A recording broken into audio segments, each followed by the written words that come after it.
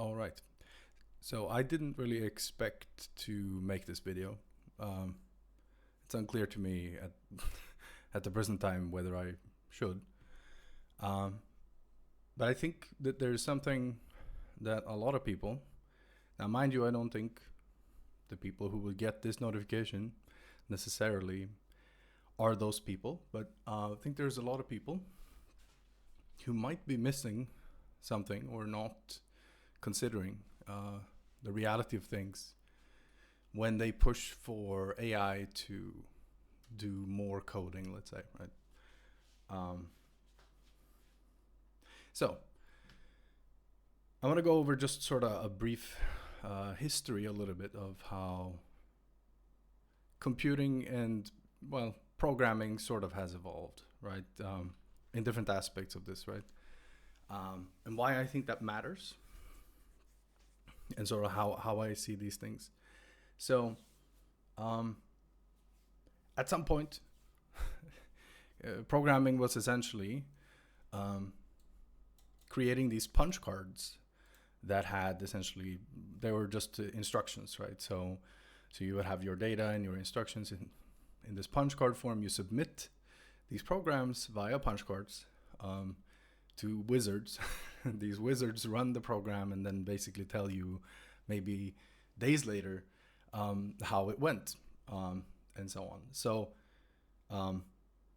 this, of course, didn't go on for very long. Well, I mean, I guess it could have been long. I don't know. This is not a detailed history or whatever. Certainly, I wasn't there, right? So eventually, this instead sort of became like in this time, the punch cards, etc. You essentially had one machine that conceptually that was being used, and so on. So you would have essentially one machine, everyone is sort of sharing it, right? Eventually this evolved into real time sharing, right?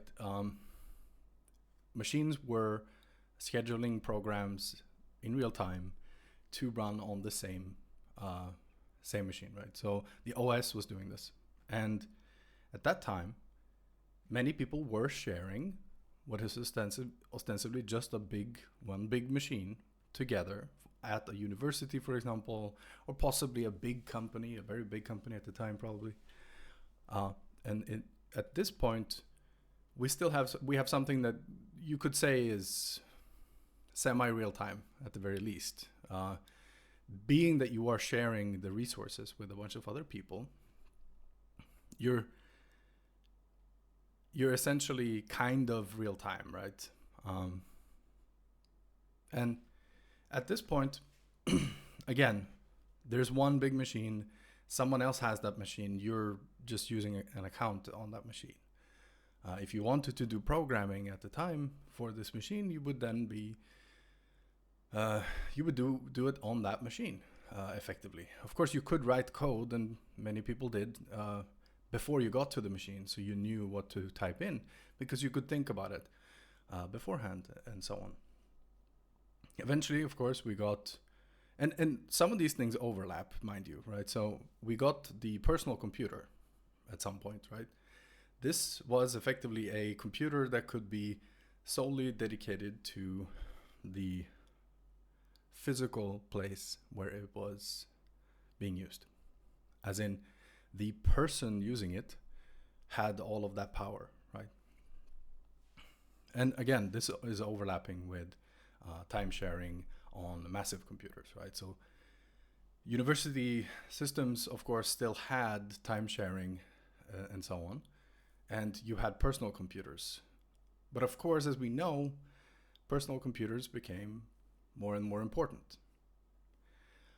Now, my personal history in all of this is I came in effectively when personal computers were already somewhat developed, of course.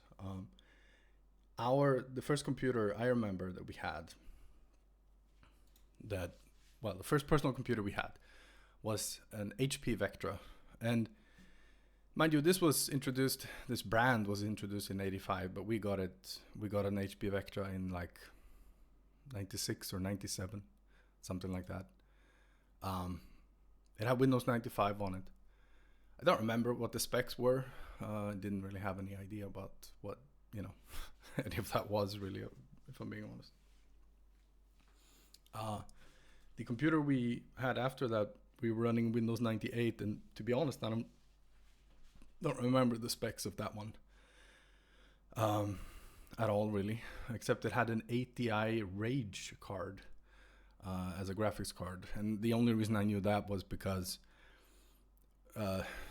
we kind of identified this as the reason why I can't play certain games. Anyway, that doesn't really matter. So, importantly, these two first computers, right? They were subsidized by the Swedish state. So, Sweden, once upon a time, had a program for subsidizing computer purchases via companies. So companies could offer essentially their employees to buy computers at a reduced price, and these computers were subsidized by the state. This was done so as to proliferate computers in homes, because I guess someone had the inkling that computers might be important for the future, and obviously it turned out to be the case. And it's a good, there's a good chance that I wouldn't be here doing any of what I do without this stuff, right? So these two first computers that we had were subsidized, right? With a with a lot more hardship. Probably they could have been bought at some point, or one of them at least. And computer components became cheaper over time. And in 2002, about there, I actually got my own computer that was supposedly just for me, right? And this was in around 2002. It was an AMD Duron at 800 megahertz. And this was released in 2000, but I didn't get it in 2000. This was in 2002, and I could not afford like really good hardware ever, pretty much until much later. So it was a AMD Duron 800 megahertz. Fun fact. You don't need you didn't need a CPU fan for the Duron 800. Actually, it was it wasn't powerful enough. In contrast to let's see, AMD Thunderbird, Athlon Thunderbird. Sorry. Yeah. So the Thunderbird. Oh yeah, we can't actually see it here, right? This is the first processor that I heard of, and I think it was these higher clocks. They would have this. There was an issue with the Thunderbird actually that caused it to just burst into flames. It didn't have like a shut off. When it got overheated, it just it just went forward.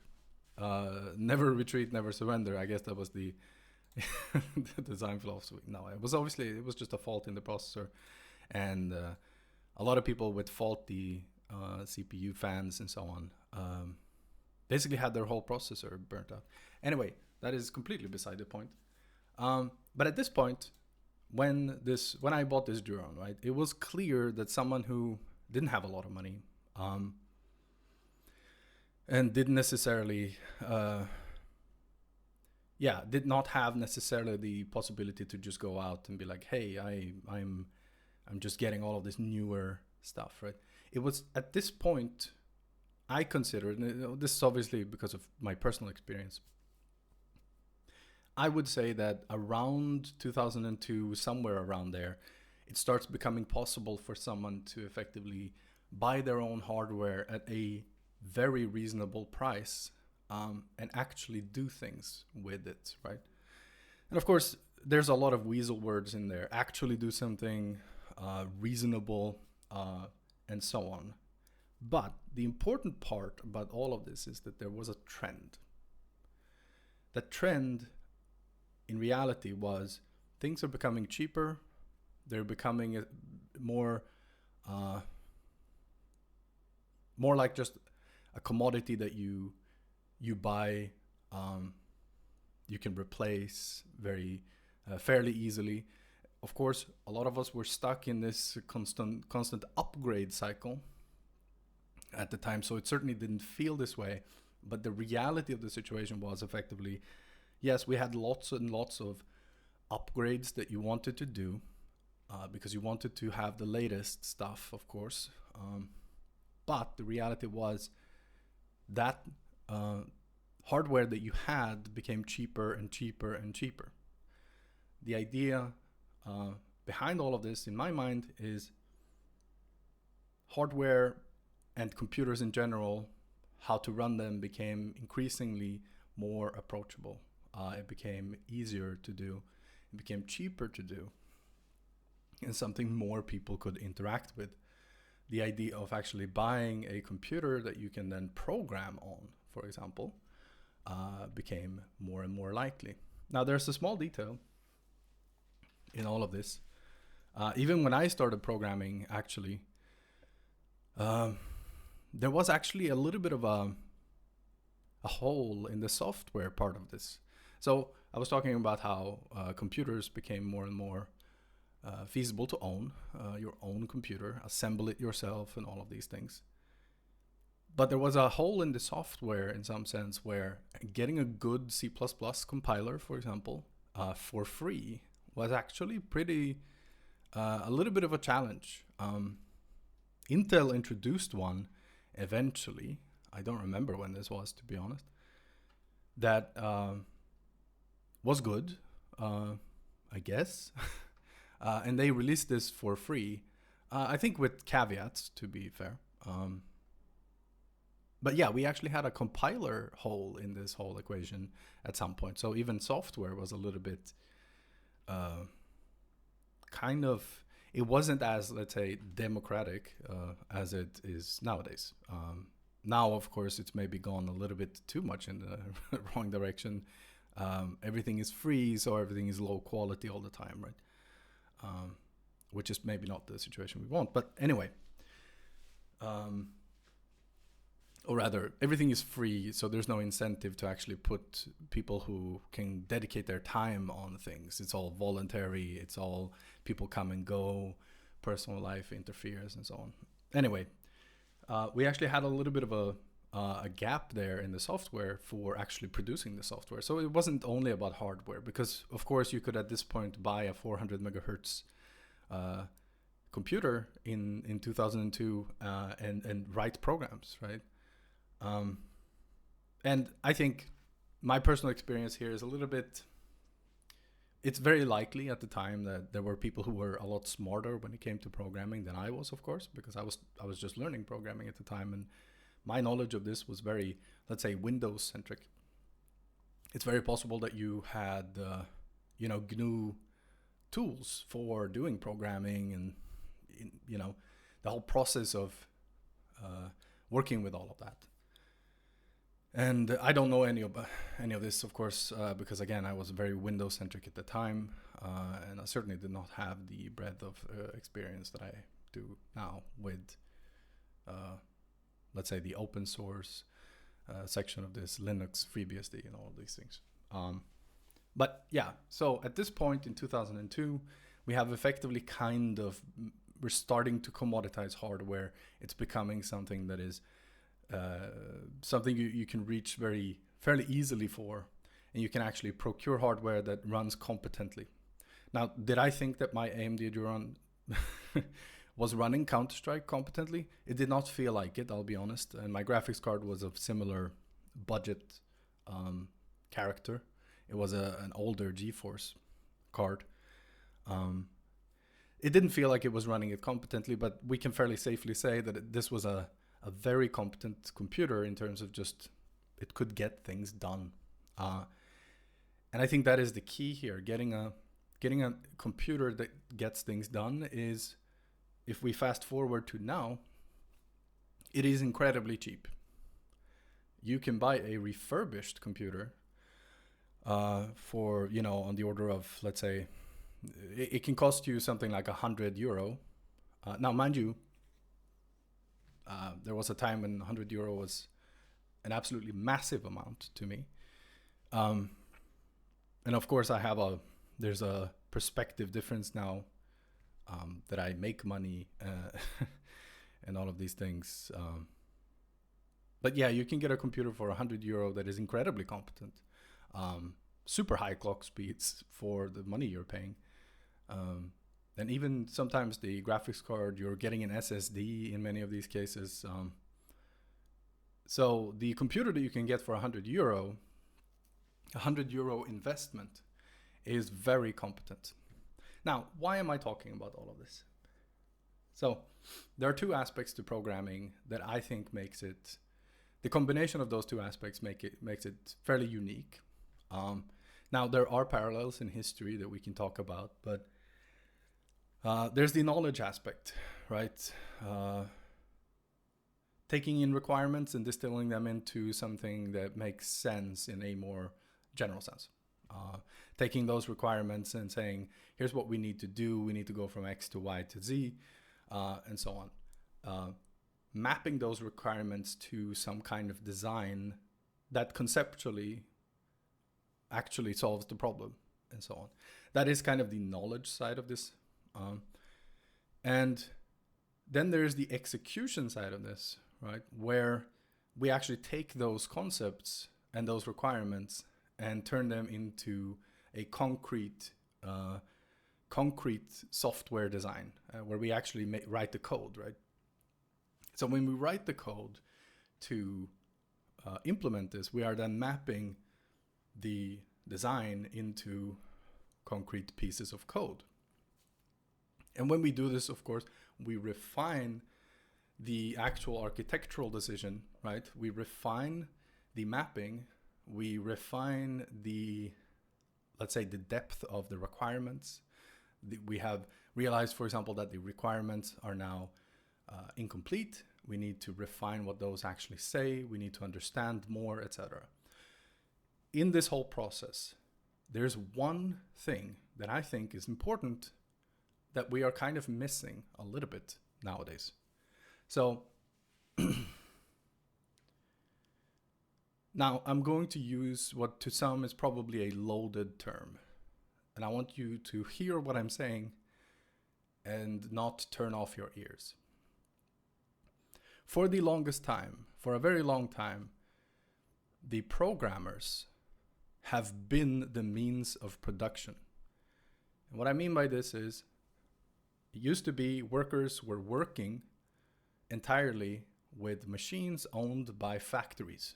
Right? The factory owners own the factory. The factory has these machines. The workers supply the knowledge, right?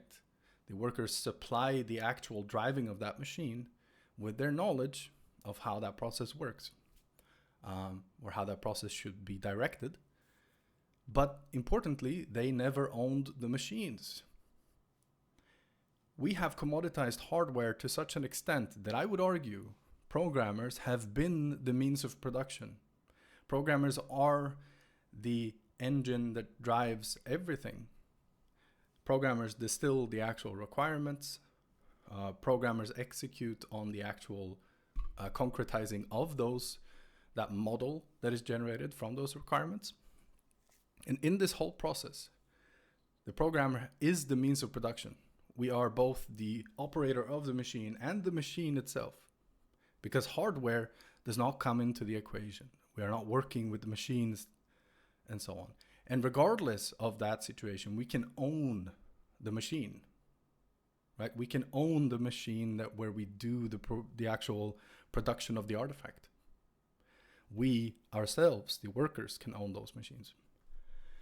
So what I'm saying with all of this is that I think that some people are arguing for a future where we surrender the means of production.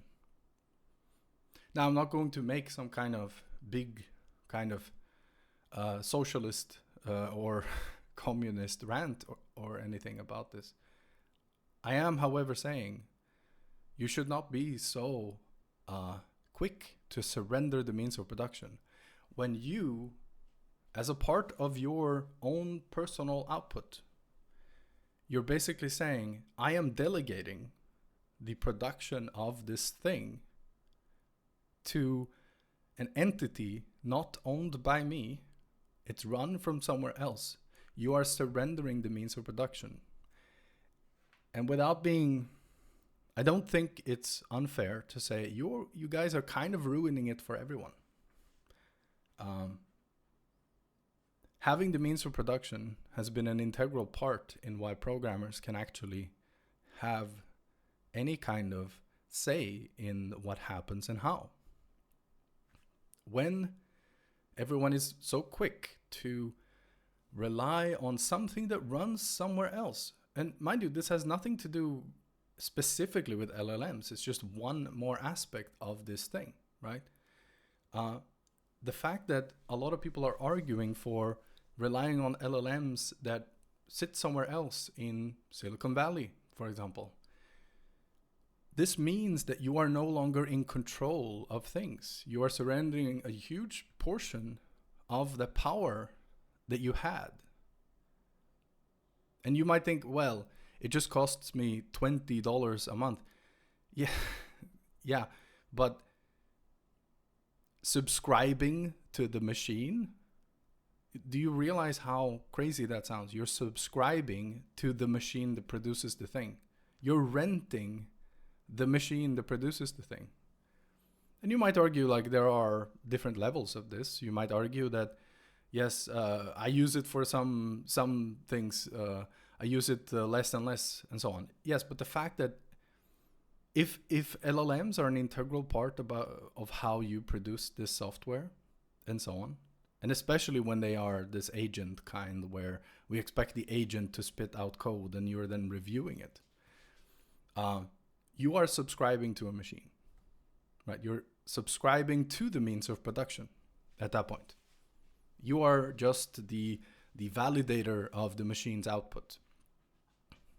You are effectively just renting the machine. I don't think this is good enough. At the very least, please, I think we should argue for owning the machine. If you're going to do LLM stuff, if you're going to tie your development to some kind of, let's say, external force, whatever it might be, let's own that. Let's actually own the thing that we are delegating to so that we can still own the means of production. We are surrendering something fairly unique here. And of course, you can draw parallels to, well, there were people who were sewing manually, etc. And when the looms were introduced, they didn't own these machines, so they were against it. And I guess that's a fair comparison.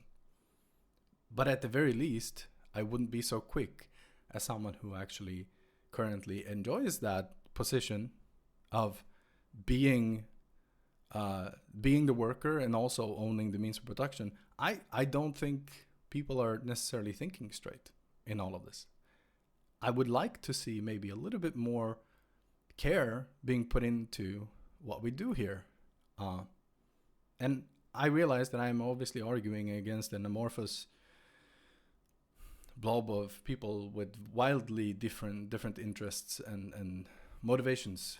And of course, not everyone feels as strongly as I do about this position that we have found ourselves in previously, where we actually did own the means of production. But yeah, so I would, if you are currently sort of on the fence about this, whoever is watching this, if you feel like you want to use these things and so on, you want to also, you hear about all of these people who are being productive and so on. One, I would maybe temper that a little bit. And two, I get it. I get that you might want these things. One, I feel kind of like, I don't feel like they are super useful. Trust me, I've tried them. I tried Claude Sonnet or whatever it's called, and so on, for doing what I thought was very trivial stuff, and it couldn't. It failed spectacularly. Even when I showed it code, I gave it the library I had created as a tokenizer. I wanted to create a parser for a closure-like language, etc. This is fairly simple stuff. I would expect someone who has never seen that code to be able to do it in, an hour or two to write the parser stuff, given the tokenizer and so on. It failed even when I was writing parser functions for it to look at. Like, here is the way to use this thing. It failed at that. It didn't produce actual code that made sense. And then eventually it started adding functions that it already had added, which was, it was just sort of the nail in the coffin of a very failed experiment, to be honest. But I get it. You might want to use these things. But I would argue a little bit here. Try to use things that you yourself control. And I think this comes down to, there are practical reasons for this. Have a checklist, I think, of, hey, what makes sense? So can you still do your job when you have no internet connection? Now that has different aspects, right? Part of that is, hey, I may lack the knowledge in order to do many of my tasks because I have to do research. So when I don't have an internet connection, and so on. But if you, for example, run an LLM locally, that would not be an issue in terms of the actual production of the code, right? So given that you had knowledge, running locally would allow you to actually get stuff done regardless, even if you are kind of tied into this LLM and agent thing. And yeah, I think try to at least think in terms of, hey, can I run this locally? Can I own this experience? Can I potentially change it? Can I understand it? Can I understand the limitations of it intimately? When you are running against a remote LLM, you're spending more money, by just a ton more money on it. You cannot rely on that thing when your internet connection goes out. You can't rely on it if they ban you for no reason. You can't rely on it being the same from day to day, realistically. Of course, some of them are good at sort of versioning these properly, and they kind of, at least at this point, they are keeping that contract, right? They're actually staying faithful to that contract. But they might not. They might flip models under the hood. You wouldn't know, right? They can tell you that you're running the same model, but you might not. So controlling the experience, I think, just at least think about it, right? At least think about doing that so that you can own that experience, you can control that experience, you can shut it down when you want to, you can upgrade on your own terms, you can run different models, and so on. I think that will be important. And that will also allow us to continue owning every part of our production, which means we control the means of production. And I think that is the most important part in all of this. You can have all kinds of ideas about, is it useful to delegate to AI and so on. I personally don't think that it is. Also, I don't like calling it AI because it's basically not. Anyway, so generative AI, I think we should really consider trying to shape the world towards owning that experience. And as a little bit of an ending note, to not seem so doom and gloom about all of this stuff, it is inevitable. For the longest time, computer companies were owning the experience, right? They were owning the actual means of production, and they wanted to keep it that way. There's a reason all of these LLM companies, these supposed AI companies, there's a reason they want you to jump on their thing, right? They want to own the means of production for a lot of different fields. It's not just programming. They want to own that experience so that you have to go to them and say, please, may I use your machine? It is inevitable that this will go the same way as computing history. We will have personal LLMs. And these will be strong enough, fast enough, good enough to do the thing. If there's any depth in this whatsoever. But, nothing in this world will just stay with these gatekeepers. If that was a possibility, we simply wouldn't have seen computing history be the way it is. Now, you could argue there are fields of the world where you don't just go buy an industrial machine made for assembling things in factories. Yeah, but they have very specific needs that you don't have. LLMs are inherently for the end user in a sense. We are going to see them be commodified. We're going to see them drop in price at the very least to such an extent where they are now. You can just go and buy them. The fact that they also run on hardware, etc., will mean also that the fact that we can buy computers very cheaply means we can buy one specifically to run these things, and it will be fine. So, on a more hopeful note, I think the change towards owning again is inevitable, regardless of what we choose now. But I think we should also take a hardline stance on this, because you are potentially making the next 10 years of our lives a lot more difficult when you say, hey, everyone should be intrinsically connected to OpenAI all the time. Because we don't want to be, a lot of us. We don't want OpenAI in our development process at all. We don't want AI to be in that process, much less some Silicon Valley company that we don't trust or want in our lives. So please, just think about, hey, how can we make this our thing instead of their thing? Because they don't give a shit about you. But as a programmer, I care about all programmers to the extent that I feel bad about where we are as a group of people even.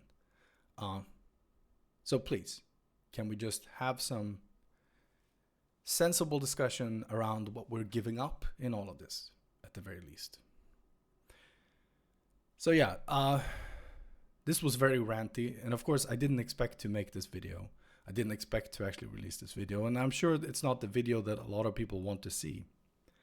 But unfortunately, as time moves forward, it is essentially a guarantee that I feel more and more depressed about where we are, what we're doing, and how we're doing it. So I'm sorry for this video being what it is, but I felt like I had to get this out somehow, because this has been bothering me for quite some time, and I didn't really at some point have the words to express these things. I didn't know exactly what I felt was so wrong in all of this process except the surface stuff. But we are giving up something that is way deeper than that. We're giving up something that people have fought for in their own existences and circumstances, and we are giving it up so freely that I think that there's something wrong with us, to be honest. So, hopefully the next video you see of me is not something like this. Have a nice day and ciao.